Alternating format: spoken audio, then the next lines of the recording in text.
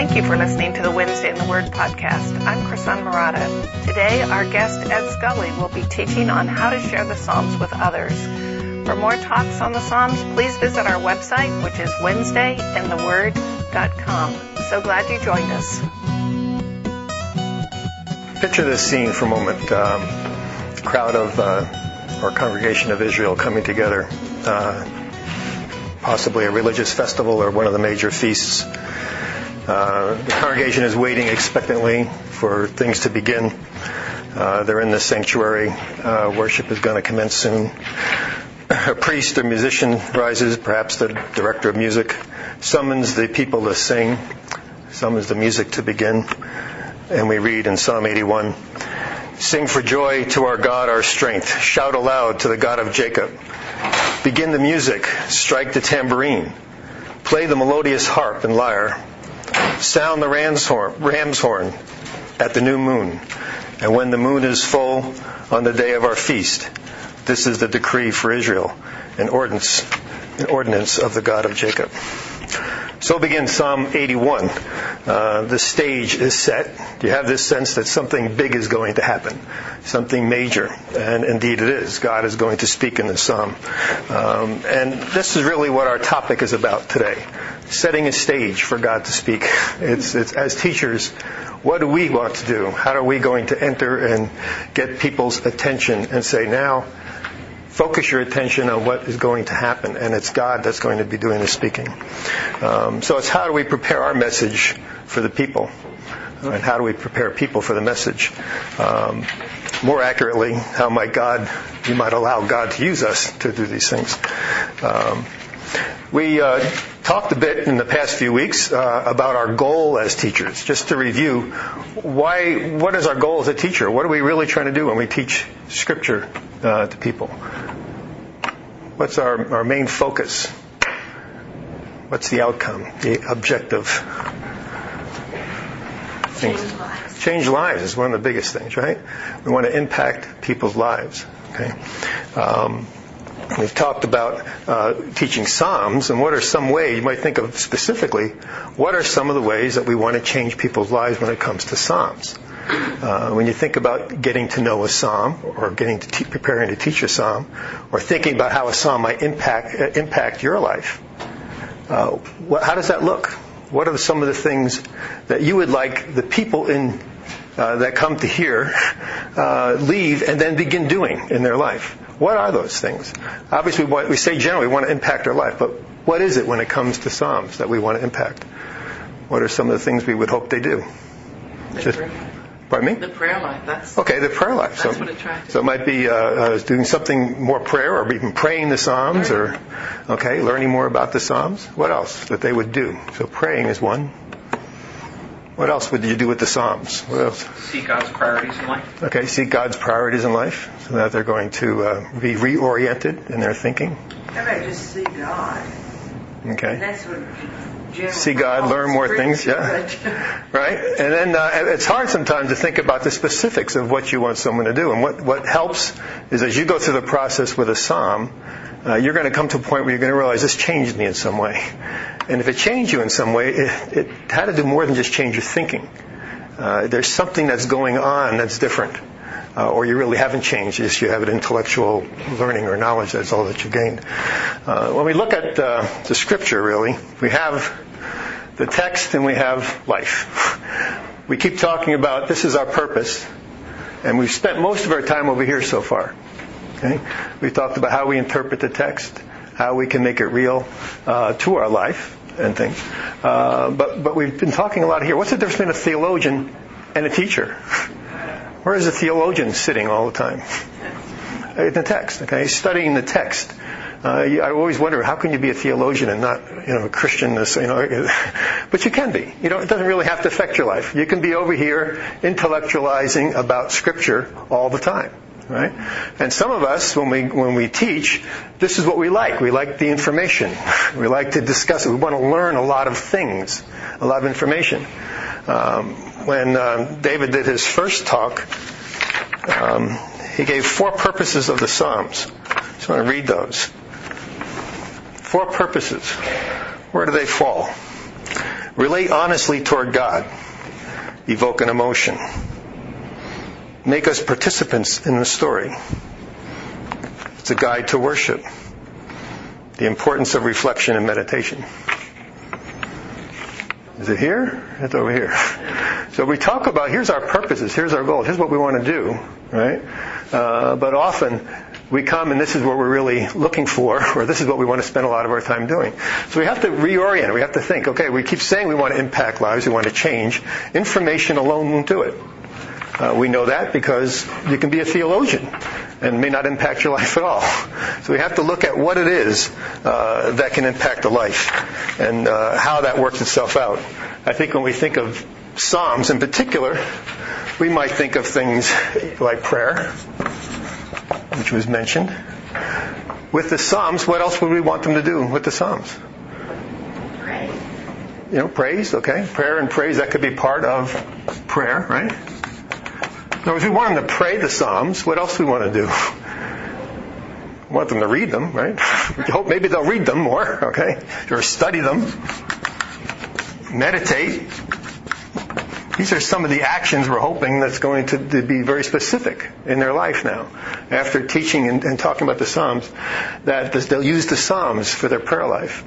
They'll read the Psalms more. They'll meditate. Something we do in church service and at home maybe. We sing some of the Psalms, don't we? We get them, put them to music and sing. These are things we're doing, and these things impact our lives when we do them. And the basic thing we want to do here, you have your text and you have your life. The teacher's job is to connect these two. Okay? Somehow you're going to translate the meaning of the text into life.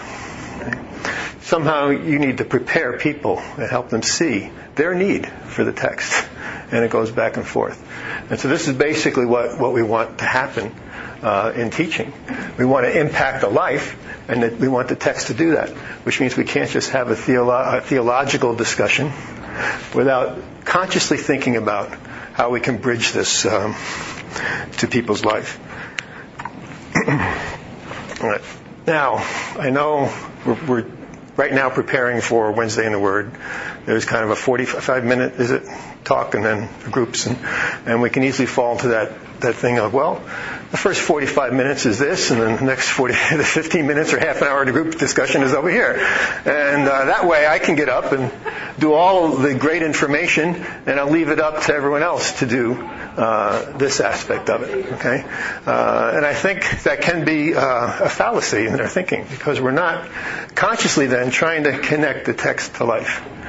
This is something that's going to happen if we talk about, giving background information. We talk about the main part of your lesson. We talk about summary or closure, whatever you do at the end. Each one of these things you need to be connecting. Some people say, I'll give my information at the end, I'll tack in 5 minutes of application. Okay? It doesn't sound like the purpose is to impact your life. It doesn't sound like that. It sounds like your purpose is to give information, and you hope somehow they take on the task of impacting life. So it's not so much the teacher's going to do it, but the individual will do it on their own. And we leave it all up to them. Okay? So what we want to do is talk about how can we get people's lives and text connected. And one of the biggest things that we'll talk about over and over again is think about how it's changed you, and share that, and then get them to experience that change. And also ask yourself, what is it that I want them to do? And are you doing that in your teaching?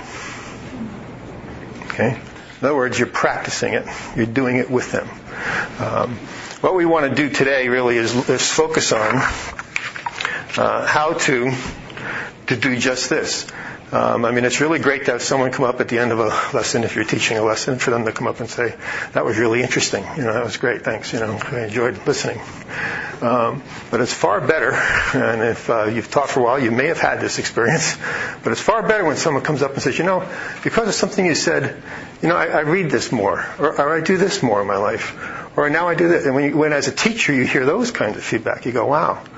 That's really a compliment if you're thinking in terms of a compliment. But that's really what your goal is. because of what you said, now I'm doing this. So when you evaluate your lessons, you want to look at, okay, has there been a life impacted? Are we just leaving it up to them or the group leaders to deal with that? Or are you as a teacher doing that when you teach? So in order to understand, there's really three things we have to do. We have to understand how we engage a person in the text so they can do some of these things in the context of a lesson. We have to know something about the learner. Who is this person? How do they think? And of course, we need some sort of format or how we put it all together. And those are really the three things we want to address today. Let's look first at how we actively engage people. And with that, I'd like to come back to Psalm 81, which I read at the beginning of. You don't need to look at it right now. We'll look at it in a minute. But one of the things we want to do and talk about, and I have to say, I'm going to try to go quickly through this because a few years back we did a 6-week thing on this, and we didn't have a specific content like Psalms, which of course adds some nice content to work with. So I've been doing nothing but trying to pare down. I've got 3 major things to go through, all of which would be really one day's thing. So we'll kind of hit some of these. We're going to try to spend enough time on it to get a good sense, and then move on. But let's think of this psalm for a moment, and think of meditation in particular. If I'm talking and you're sitting there listening, are you engaged? Well, you might be. Okay? You might be actively thinking about, pondering, processing the information. Or you might not be. Your mind might be wandering, or you might be thinking about something else or what you're going to be doing later. How can you as a teacher ensure that people are engaged? And that, in other words, how can you actively get them involved? And one of those things comes back to, what do we want them to do in their life? Can we do this in our lesson? So let's say we introduce this particular psalm. Maybe we introduce it the same way I did. We just simply opened up and just didn't know who knows where we are, but we just got this scene. And then we just say, let's meditate on this. Let's take us through a meditation. And we just basically ask you to sit and close your eyes. Just go ahead and take a minute, close your eyes. You don't have to bow your head if you want. You can even face your head up towards heaven. But either way, you're going to just simply relax for a moment. And then picture this scene. Picture this scene. You're there. Okay? And let's do this for a moment. Okay? Let's close our eyes and picture the scene of being in the big congregation, the great congregation of Israel. All the people around you, brushing up against you. They're excited. Things are coming. We're leading up to a moment. And a great hush comes over the crowd. And you're in that crowd. And a musician or a priest stands up and starts the music. And now you hear the harps and the lyres playing. You can hear that tambourine beat. You hear it? Okay? In your mind. It's coming. And it's all building, this crescendo, leading to something great. Something's going to happen. And then God speaks. And as soon as he does, there's this hush. And suddenly it's like it's just you and God. And he's talking to you. You're going to ponder each phrase he says. Here are some of his phrases. Meditate on them. Picture something in your life that this reminds you of. Or create an image of this happening. Here's what he says in Psalm 81. I removed the burden from your shoulders.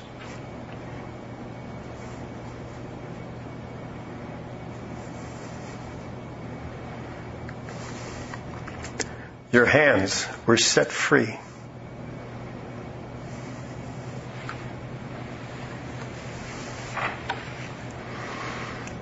In your distress you called, and I rescued you.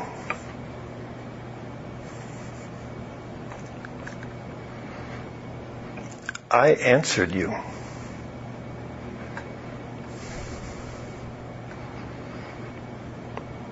If you would but listen to me.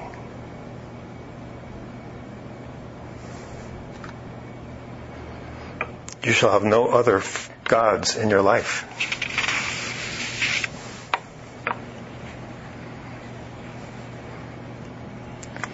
I am the Lord your God.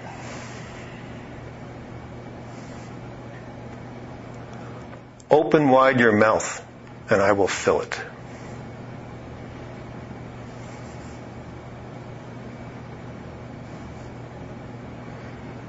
but you would not listen to me.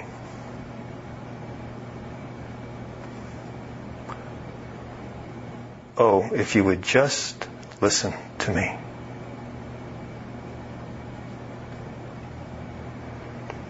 Will you follow me now?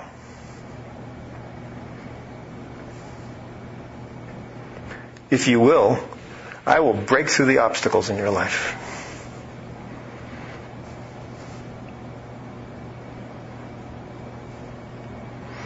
Those who hate me will be punished forever.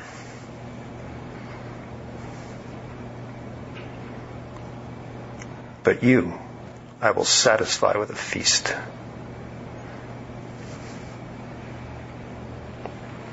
Okay. What were some of your images? What happened emotionally to you through that experience? What was that like? You experienced it, not me, so you have to tell me. Well, one time I felt sad. Okay. The part about, what was it about? Not listening to me. Right. I was, in there, and then that, and I thought, how sad. Yeah. Because we've all done that at times. Right. And then to open the mouth took me to a completely different thing. Recently, when I was at my parents', there was a cardinal's nest right outside one of their windows, and there was one baby bird. And we watched as the mother would come, and the baby had the mouth open and would start making a noise even before the mother got there. Mm-hmm. And I thought, if that baby didn't open its mouth, it would have died, because it wouldn't have received what the mother was bringing. And at one point we thought the baby was too big for the nest and was going to fall out, and the father came and pushed it down. So I thought about that bird. Good images. What else? Others? Or emotions? Doesn't have to be a picture. Might be a picture like that suddenly comes to mind.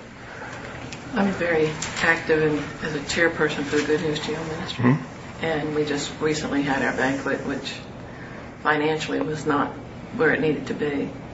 And when you started saying, I'll take your burden.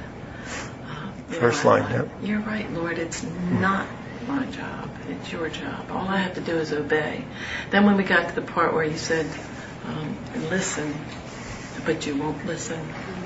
And I thought, do I always understand what you're saying? I mean, sometimes it's so hard to really exactly know what he is saying. Mm-hmm. Is it because I'm lazy and don't want to do it, or is it because he's telling me not to do it? Right. Mm-hmm. Good.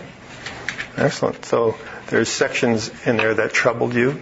There's sections that gave you relief or peace.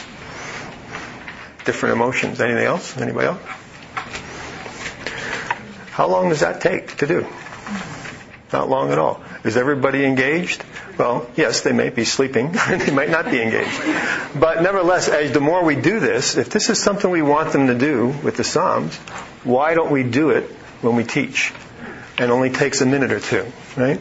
And we just simply get them to meditate on it, picture themselves being there. Now, if you actually look at Psalm 81, you'll see I changed some of the words. I made it more personal. It was always about they or they have not listened to me, that kind of thing. And I just changed it to make it personal because I want the person to experience the psalm themselves as if they're there. Okay? How did it hit you? And you go through kind of almost a roll of emotions. We were kind of built up that God's going to speak, something's great going to happen. And sometimes we just think this is going to be a great song on the mountaintop. It's going to be a lot of praise. But Psalms many times are in our face with like a mirror, saying, "Well, wait a minute, things aren't all that great," and it focuses on us. So again, when we look at Psalm 81 as just one example, this was one of the covenant psalms, I believe, according to Bill Wilder when he gave out his sheet there, and about talking about a relationship. Really, he's going through what has happened with the people of Israel and how they have rejected him. Now, of course, this is a feast. This was a feast day.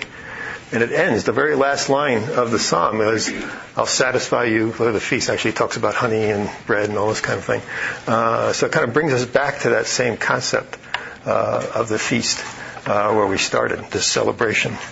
But that's one technique, one way of engaging. Let's look at a couple others. that we might have.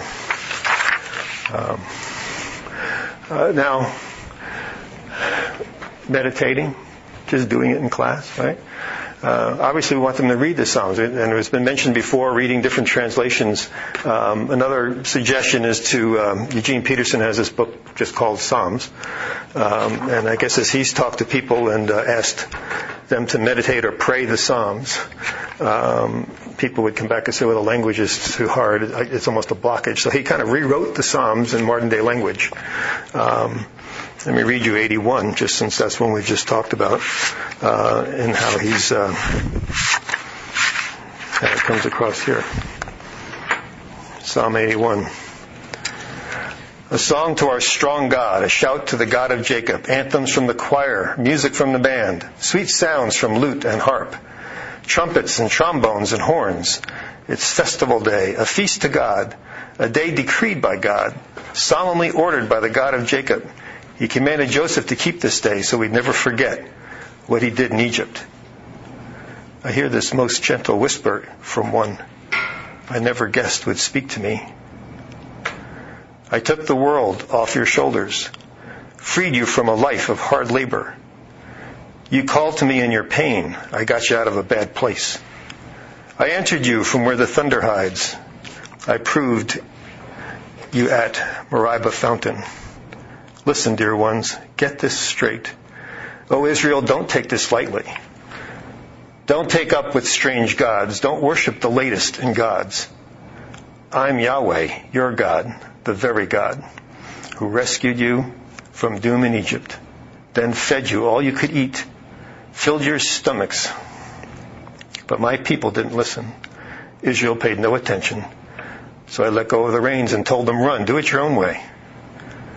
Oh, dear people, will you listen to me now? Israel, will you follow my map? I will make short work of your enemies. Give your foes the back of my hand. I'll send Yahweh haters cringing like dogs, never to be heard from again.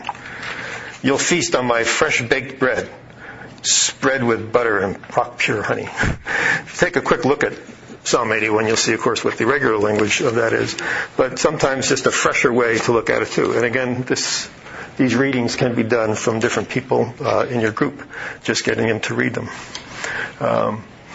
Reader's theater. Okay, we want people to read Psalms, get into rhythm. Okay, Reader's theater is just a technique where you can talk about or arrange different people to read different parts of a pattern. We'll take a look at Psalm 19 for a moment. Psalm 19.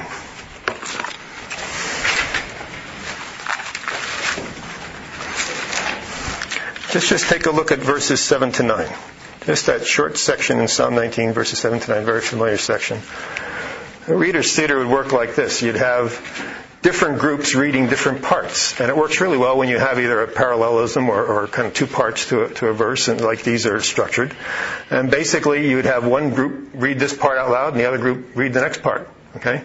And kind of alternate, just kind of alternating back and forth.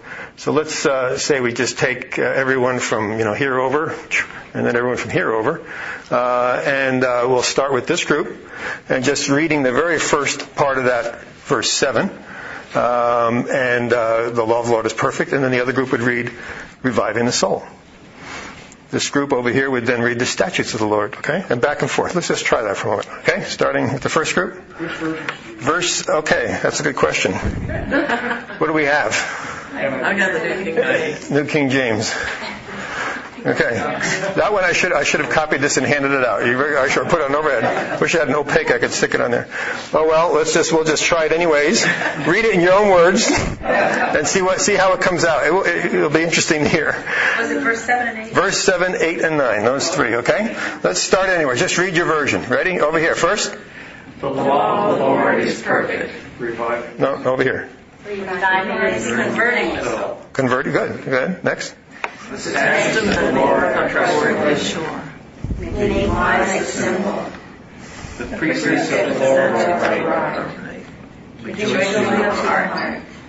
The commandments of the Lord are radiant. Giving light to the eye. The fear of the Lord is clean, enduring Enduring forever. The ordinances of the Lord are sure. And how Right together, righteous. All right. Obviously, you want the same thing. So you either put it up or you get it copied. But the idea is that getting the group engaged and psalms that have those patterns. Just take a quick look at Psalm 136. Anyone know the refrain in 136? This one works well whether readers see it or idea as well. His mercy endures forever, or His love endures forever, whatever it might be. Okay. Again, someone reading one section, another group reading the other section, and it kind of resonates more. Okay, rather than just somebody reading the whole thing. So different ways of reading. These psalms can be put to music. Okay, why not sing them?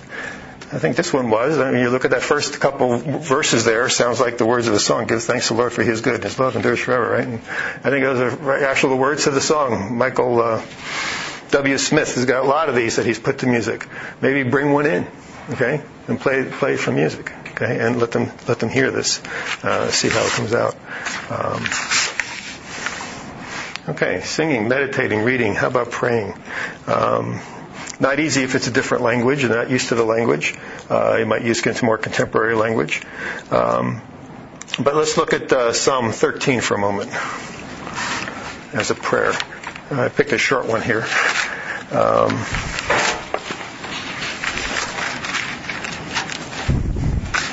Psalm 13. Oh, thank you. Okay, would someone like to just read that, whatever translation you might have, for everybody to hear? How long, O Lord, will you forget me forever? How long will you hide your face from me? How long shall I take counsel in my soul, having sorrow in my heart daily? How long will my enemy be exalted over me? Consider and hear me, O Lord my God, enlighten my eyes, lest I sleep the sleep of death. Lest my enemies say, I have prevailed against him. Thus those who trouble me rejoice and are moved. But I have trusted in your mercy. My heart shall rejoice in your salvation.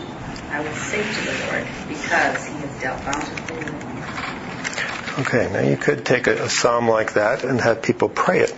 But let's suppose we take everyone back to a moment in your life where you had suffering, or when you might have felt this way, felt actually that God didn't seem to be acting in your life, and you needed Him. How long must I wrestle my thoughts every day and triumph?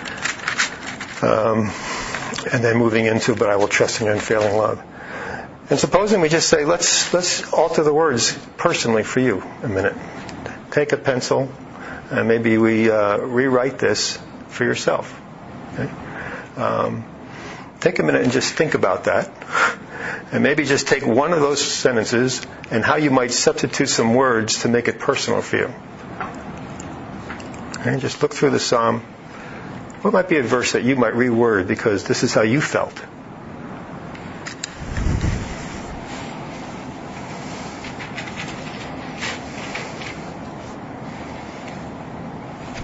Verse 2 is a good place to do that.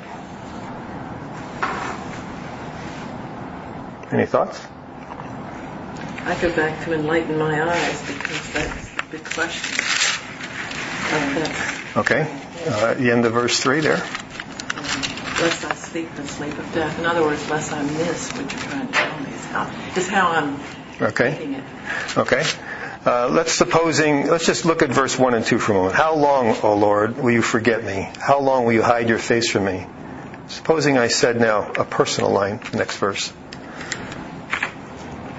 I've had this disease for months now, and I've received no help from you. And then go on with the verse. Just substituting something in to feel the pain and to share in the lament, okay? To make it yours.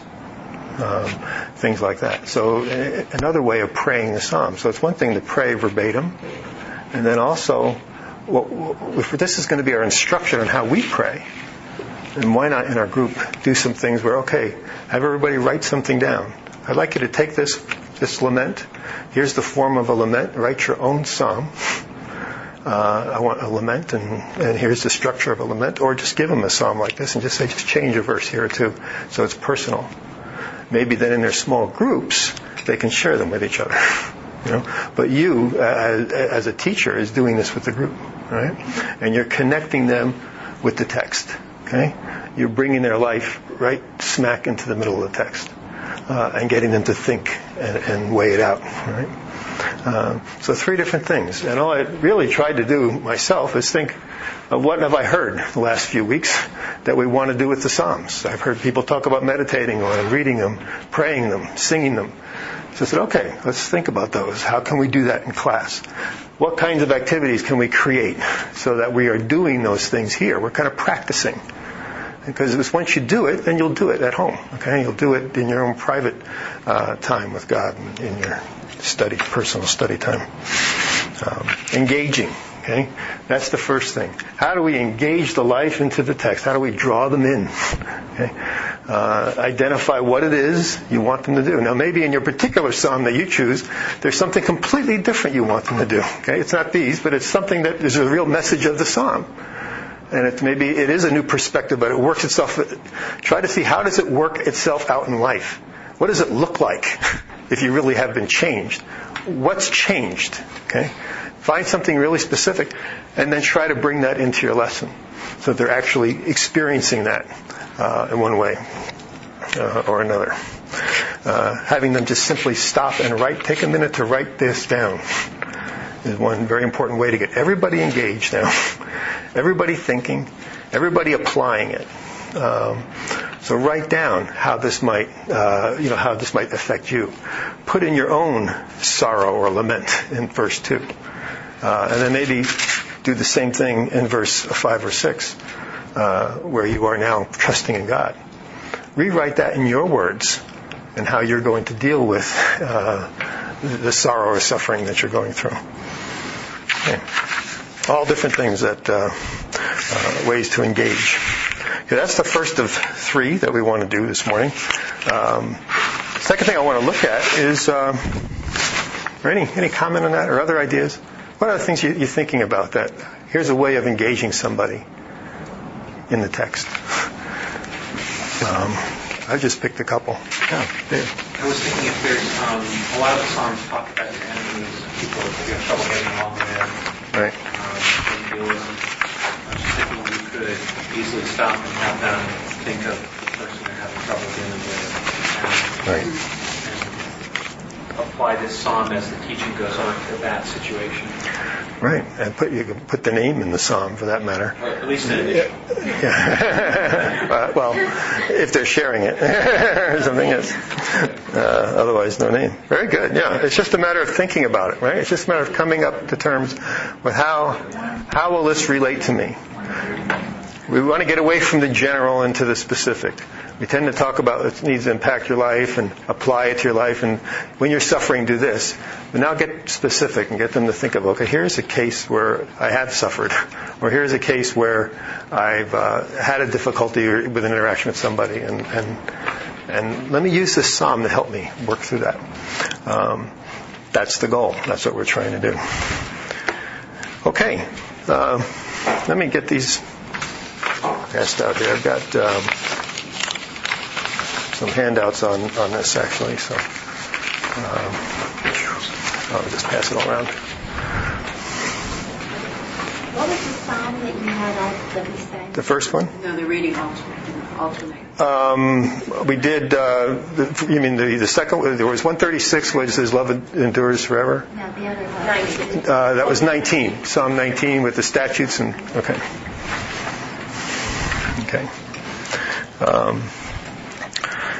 On the sheet going around, just in terms of what the 3 things we're looking at here today, how to engage the learner.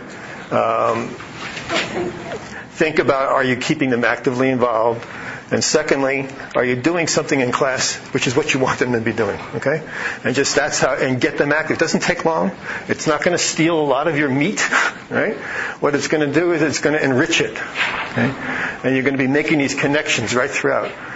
If you think of your lesson as chunks, I'm going to do a 10-minute instruction, and then I'm going to tie it into their life. And I'm going to do a 10-minute, and I'm going to do something, some little 2-minute activity that ties it into their life.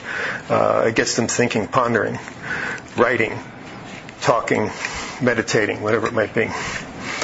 Okay, understanding the learner. There's a lot that can be said here, and what I want to do is just kind of touch in very general on some of these. And some of these will go in a little detail, but in the interest of time, just the idea of keeping these things in mind. Knowing who this person is, what stage of life are they in? Okay? So in your group, you might have people who are single, married, divorced, single parent, not a parent, empty nester parent, any number of scenarios, okay? And thinking about that when you want to make your connections. So when you're saying we're going to pray a psalm, okay, if you're aware that your group has got certain, whatever their needs are, whatever it might be, their situations, suggest some of those, prompt some of those, okay? So maybe we integrate where they are in their stage of life into this and being aware of what the issues are at that point. Stages of faith, I'd just like to touch on very briefly. There's some interesting literature on this that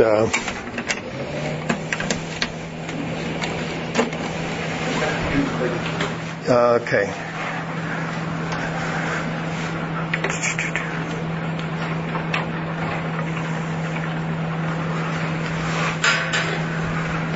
How do I get this to go up a little?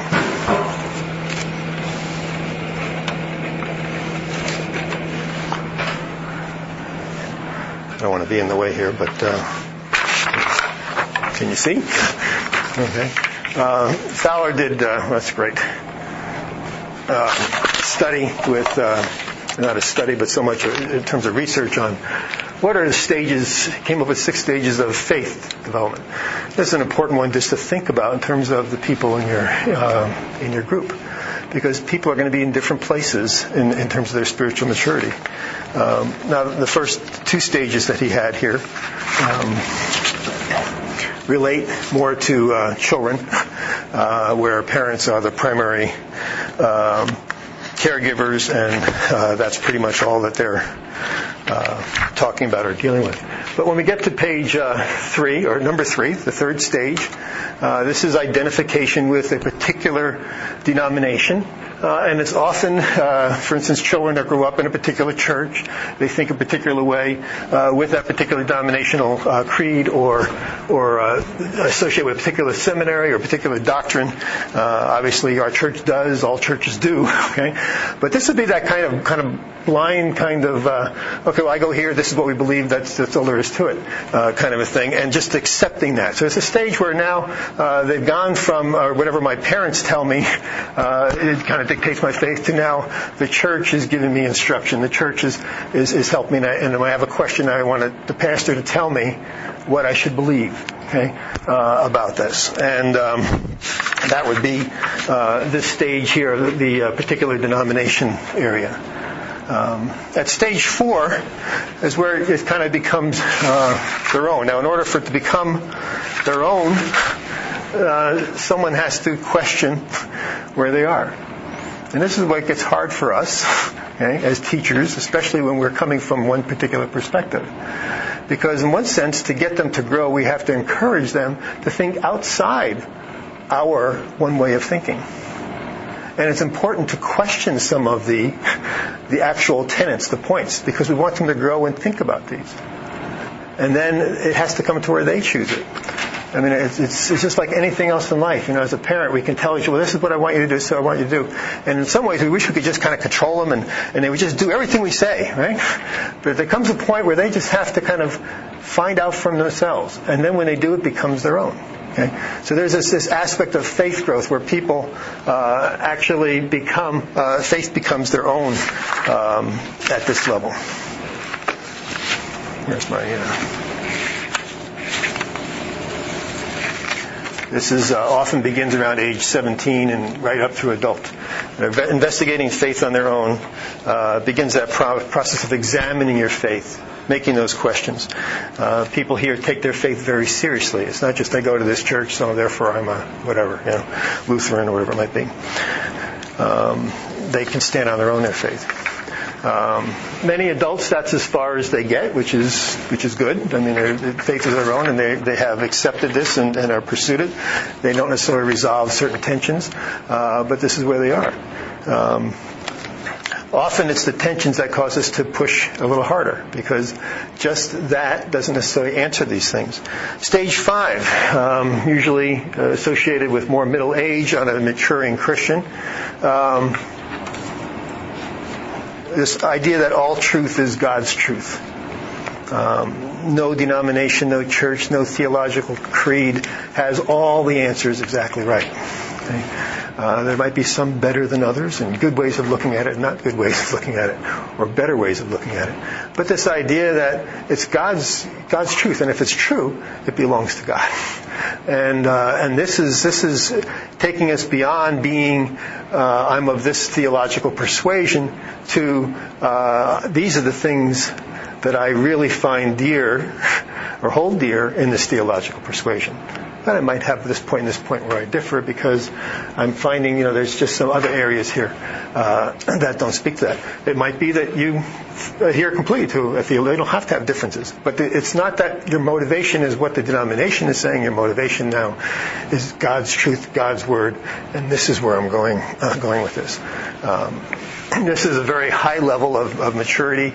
The last one, Fowler says, you don't see too often. This is that kind of communion with God stage, where somebody's basically in this deep, joyous communion with God.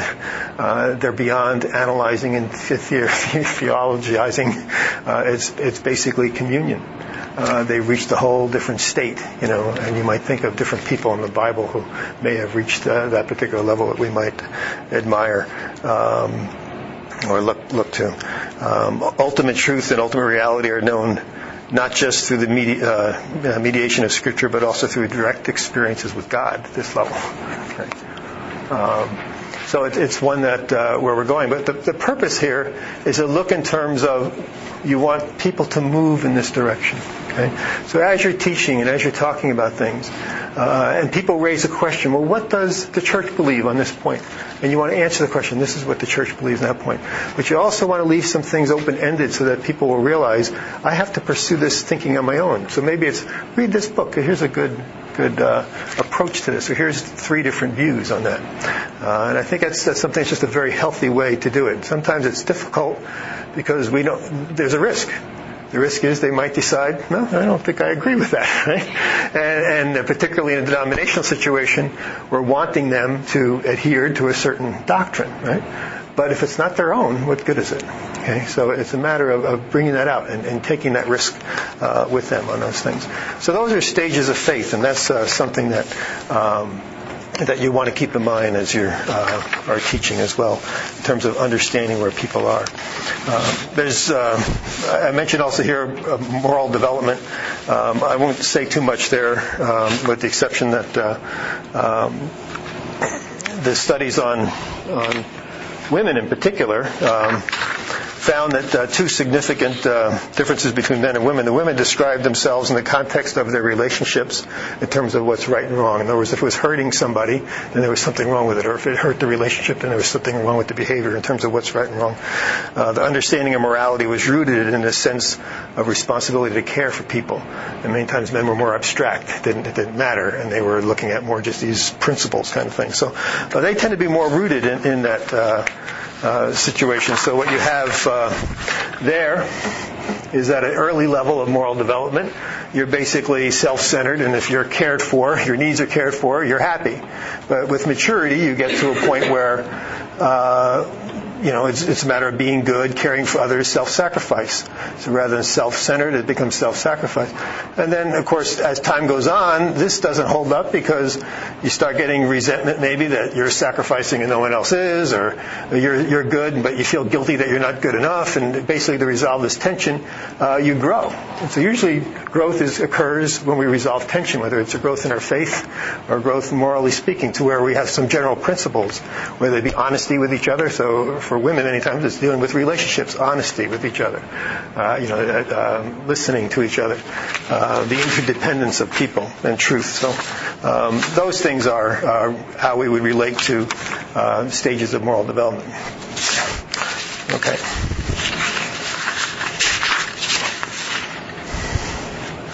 Let me touch on quickly. I'm just going to go down these very quickly, but it's the... Yeah, I just have a question. Yeah. On both this one and the last one, the point of understanding the different stages is to know your audience and to make sure that you're addressing the concerns that your audience would have? Know your audience, know that people are at different levels, okay, at different places. And so when a question, say you're in a situation, a question is raised, many times the question might indicate what kind of answer they're looking for. They may want just a simple, direct answer, tell me what to believe, right? So if that's what it is you want, you'd be able to push that to, well, let's look at different ways of looking at that issue, right? Which might cause some tension or kind of thing. But what you're doing is you're trying to push them to a higher level of thinking, and not just, don't look to me to tell you what to believe. Look to me to maybe give you direction on things, areas to examine. So it's a matter of being aware that there are different levels, and that whatever your particular level isn't necessarily where everyone else is. They could be further along or not as far. So certainly this would make a difference if you're teaching a sixth grade Bible study versus a youth group. Yes. Between whether you're teaching a women's Bible. And the kinds of questions and issues that they're going to have, how they evaluate right and wrong. So for the person in the middle stages of moral development, if it's the consequences many times. So if you can get away with it, it's okay. And, of course, many adults never get out of that way of thinking. It's just a matter of what can I get away with in life, right? But as they grow, well, no, it doesn't matter whether they get away with it. There's a right and wrong either way, even if nobody knows kind of thing. That's a higher level. And so it kind of tells you where people are. And there are adults who are at all these levels, self-absorbed adults who are still at level 1, just as long as I'm taking care of me first. And we promote that in our society, really, is that perspective. So you're aware of that perspective, that's actually a way of looking at that moral thinking. And you want to push ahead on that. So if you see something that way, well, this is how I look at it. If that doesn't please me, then I'm not interested. All right, so let's examine that. Let's see if we can't push that up the scale kind of thing. So, it's understanding that these are all factors that contribute to impacting a life. Okay? If we're talking about we want to impact a life, we can say, well, what does this have to do with the text? Well, what it has to do with is this over here. It has to do with, are we developing in faith? Are we growing in our faith? This is one of the things that we want to do. So what does that mean? How do we grow in faith? What happens when a person grows in faith? What do they become? And so these are just ways of looking at that to help us with it.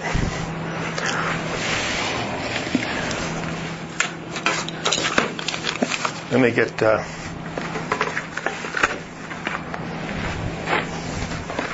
one other perspective, and that's types of learners.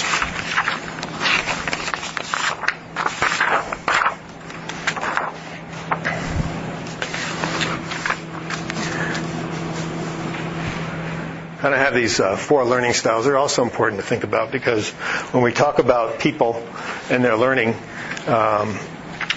people approach learning differently. They just learn differently. You kind of have these 4 different categories, very general, right? But basically, you've got to be careful. You're not addressing only one of these types of learners. Generally, people will fall into one of these 4 categories. The first type of learner is what we call this answerer. The answerer likes the traditional lecture approach.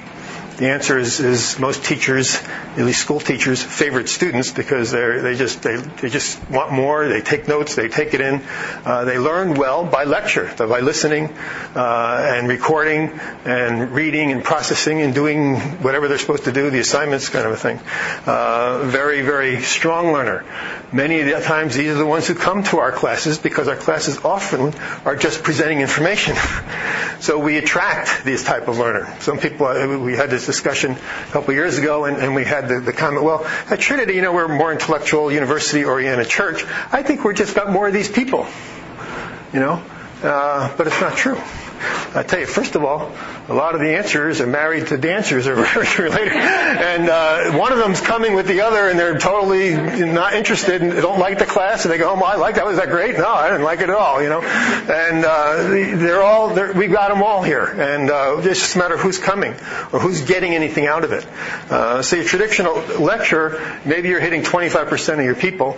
If you get up and basically present in a lecture, you're not making those connections. The dancer, most of your dropouts in school are dancers. These are people that learn by doing. They learn by doing. They're spontaneous. They're impulsive often. They need hands-on things, right? The dancer is a good one to role play. Can you role play a psalm? Of course you can. A lot of these psalms, some of them are abstract. A lot of them, it's really, sure, you can role play a lament. You can role play this whole 181 that we were doing in terms of the music going. And in a sense, the meditation is almost a role play. It's an internal role play. But the dancers need to do something. They're the ones you want to get out of their seat somehow, get them engaged. We don't attract a lot of dancers to our classes. Right? It's just they're not getting anything out of it, and they're bored. They can't attend to what's being said, and they're not there. Relators prefer the discussion. They like a good discussion in the class. They learn more by hearing different ideas and putting them together. They're concerned with harmony. They're concerned with personal interactions, and that relating is how they learn best. They learn more when the teacher gets off the topic and we get into this discussion than they do when the teacher is presenting information. Okay? Because there's just this. So in one sense, for the relator, you want to get off the topic. When someone raises an issue and a question and it's a little off topic, so what? Get into it. You're going to really relate. The only relators will be really listening and learning a lot. Just tie that into as best you can to what you're discussing. The debater is a highly motivated learner. He wants to learn just because he wants to know. The debater works well independently. These people usually are the ones that raise questions, analyze a lot, give me information. They're going to approach learning by a highly debative kind of style. They like to get one-on-one with somebody and discuss this issue down to the nth degree kind of thing. Different learning styles. If we have them all there when we plan a lesson, we have to think of, am I appealing only to answers? What about the dancers in my crowd? A good example of the dancer. A few years back, I did a class with the youth group on C.S. Lewis's Great Divorce. And in his Great Divorce, if you're familiar with the story, basically there's a line of people waiting to get on the bus in hell to go up to heaven. And Lewis is on the line, the author. And he goes up and he kind of overhears different conversations. And when he gets to heaven, they're at the very fringe of heaven, because their bodies couldn't stand to walk on the grass. So they have to be at the very edge of heaven. But they all start meeting people that come to meet them to kind of persuade them to, change and stay. To stay. It's going to be hard, but stay. Anyways, each one of these scenes, he meets somebody, okay, and they discuss these. As this discussion, that gives you tremendous theological insight as well as personal insight into how we think and how we can be misled in our thinking. But I thought these would be great little skits to do. Okay? It's interesting because it isn't necessarily your best student that's jumping up and saying, I'll do it. But and I always wonder, I'm not the one that wants to get up and do a skit in front of a group, So I wouldn't do it. Am I going to get any volunteers, But at the time it was Randy Drawn that was here, and he assured me, I can just see the kids. I know the kids will just love this, So I said, okay, and I'll do this. And so I said I need some volunteers. I had the scripts all ready. And bang, there'd be 1, 2, 3, 4. And I remember Randy telling me later, I can't believe, it was so nice to see these are the kids that they're never involved in anything. They're never discussing the things. They kind of come, because they're brought, but now they were involved. And they were the dancers, they needed to be involved in some way. So keep that in mind as you look and think about how do I reach people like that. The relators, certainly in the discussion, you have discussion groups in your sessions already, so you're built in there for that person as well. And the debater in terms of raising the issues and the analyzing. So four ways of learning, really, different learning styles that can occur. Okay, I want to. We're going to stop there with that part and go on to our third section here. On your sheet, I mentioned not only 4 types of learners with processing differences. And that's really just rooted in multiple intelligence theory that talks about, rather than 2 types of intelligences, which is generally how we test intelligence. We test linguistic ability, we test mathematical ability, which are really just 2 of about 8 different types of intelligences. And when you understand the different intelligences, you can think about different strategies. Matter of fact, I brought a handout on this that I just give out, I think, rather than cover.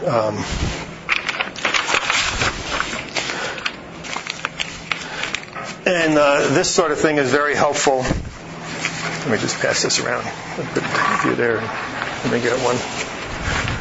Is very helpful in planning a lesson as well, because not only do you have answerers, dancers, debaters, and relators, but you've got some people who are gifted linguistically. You have other people who are gifted mathematically or logically. Some that are very spatial, some bodily kinesthetic. These are just simply techniques or strategies you can do that appeal to these people. So did everyone get one? Did you get one? Okay. For instance, linguistic. To appeal to the linguistics, storytelling, brainstorming, journal writing. So you could have them journal about the psalm that they read. Okay, this would appeal to this person. They would like to do that kind of a thing. They would be good at it, and they would process information well. The logical, mathematical, calculation, quantifications. Maybe they count the meter or they count the rhythm. They would be interested maybe in the structure of the psalms. Classifications and categorizations. They would like they would appeal to this whole immense these different categories, these different structures. The Socratic questioning would be a technique again to use for them. Spatial learners, and not lay learners. I shouldn't say spatial learners. These are processors. This is how we process information well. So you're gifted spatially. For instance, if you're an artist, you just have this gifted spatial view of things, and that might be never measured on an intelligence test. But the research is now showing more and more that these are actually just as bona fide measures of intelligence as a linguistic measure might be.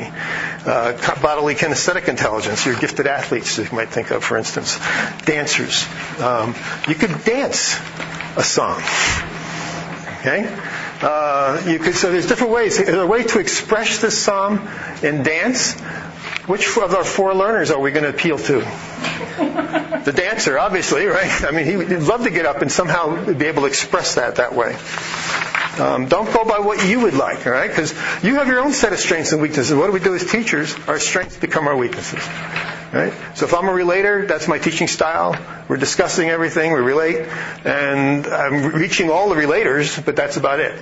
If I'm an answerer, I get up there and I like to give out the information because it's how I love it. I just want more information the better, and I like to dish it out. And if I was a student in my class, I'd be eating it up. And all the answers are loving you. Right? But it's in terms of, think about it, it could be your greatest weakness too, okay? Because you tend to rely too much on that particular area. So look at these other interpersonal intelligences, people who are very good, obviously, with relationships. So peer sharing, cooperative projects, simulations. Intrapersonal is more within yourself. So this is someone who ponders on their own. They like to take the walk by themselves. They'd rather go by themselves. The person that maybe when they're going through a lament or a grief would rather be alone. And the interpersonal person doesn't understand. He says, we can't be alone in this situation. We have to make sure there's always somebody with him.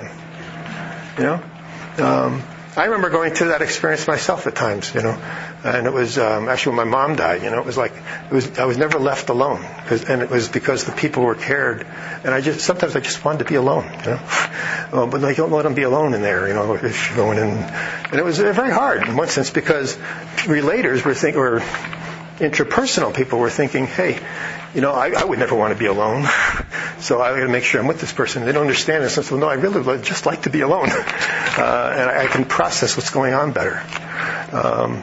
The naturalist is this kind of nature gifted person. So anytime you deal with Psalms of creation, think of things you might do for the naturalist.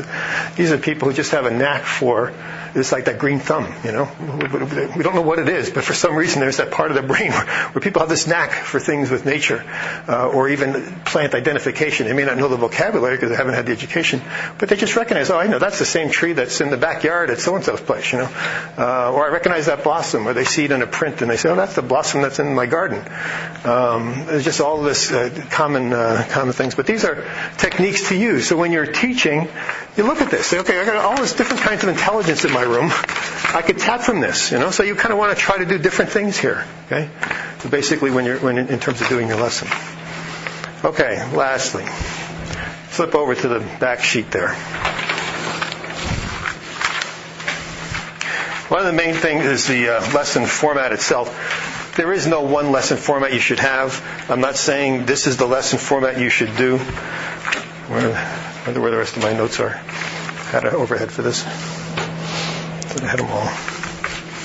Oh, here we are. I was going to talk a little bit about research on women, but the main thrust of it is connecting experience is a big thing for everybody, and it really came out with women.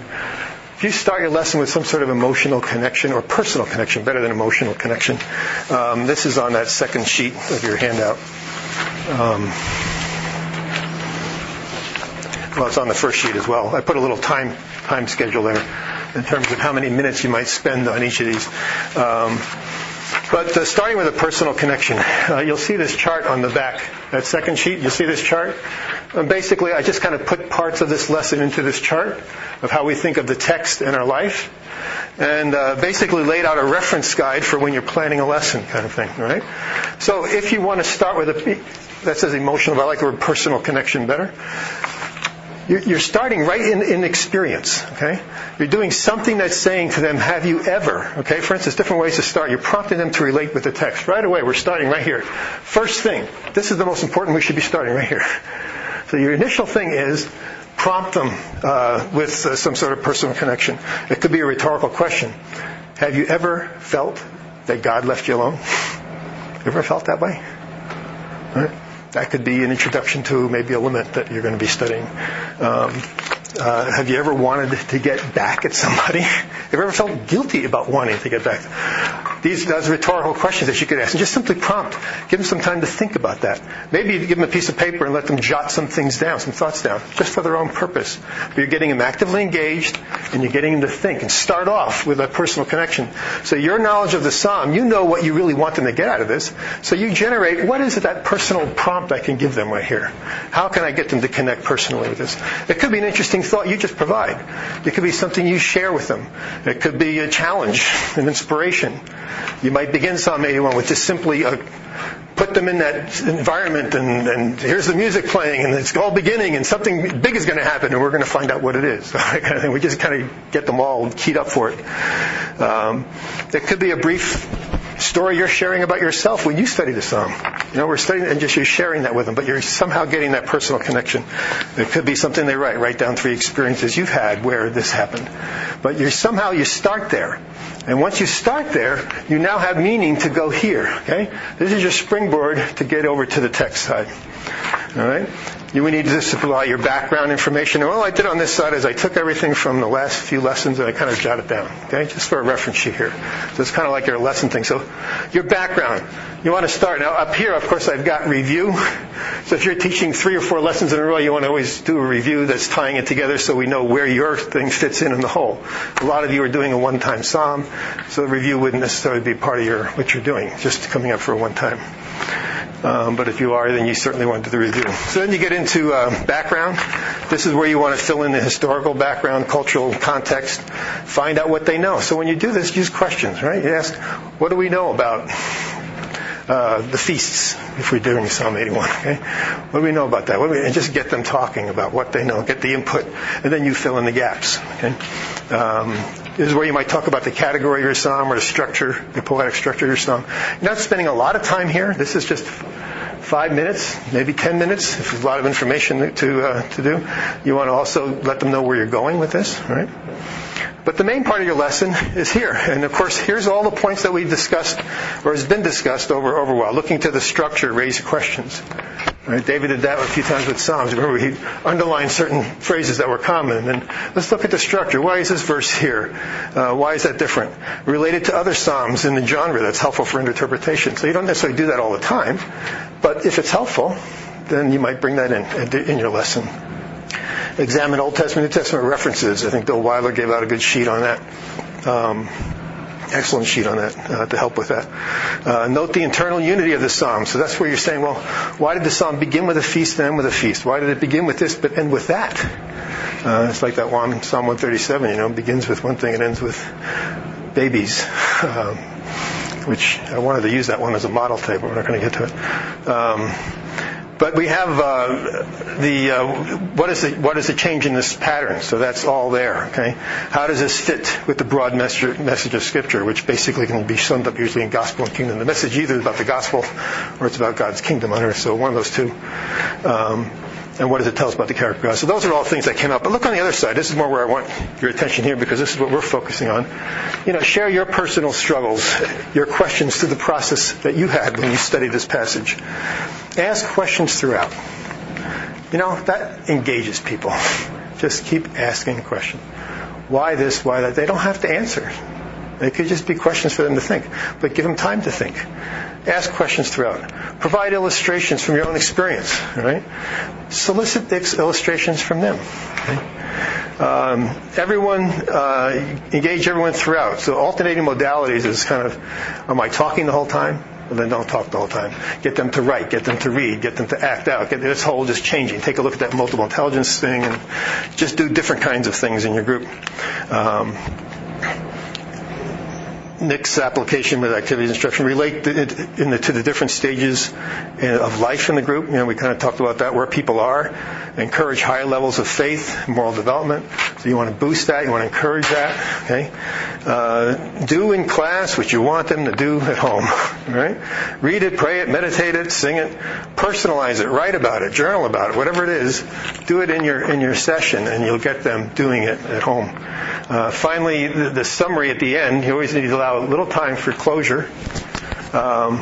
And you want to tie into your key broad themes again of your study. Okay, what have we learned?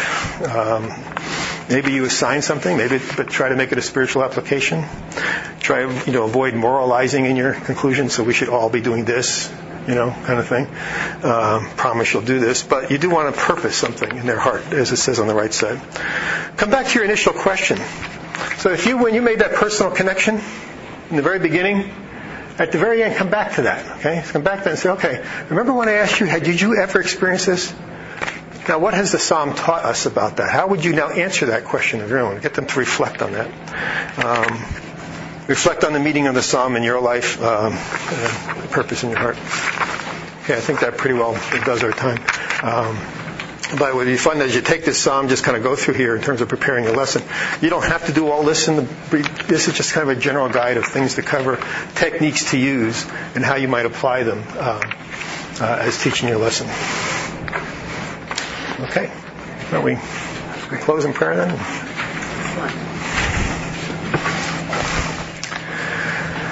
Let's pray. Lord Jesus, we thank you so much for the opportunity just to study your word. And Lord, for the opportunity also to share it with others, to be your channel, to speak to others. Speak to us, Lord, through this process. And as we go forward in this, Lord, we ask that our lives will be enriched and we will be changed in what we do, that we will listen to you, that we will follow you.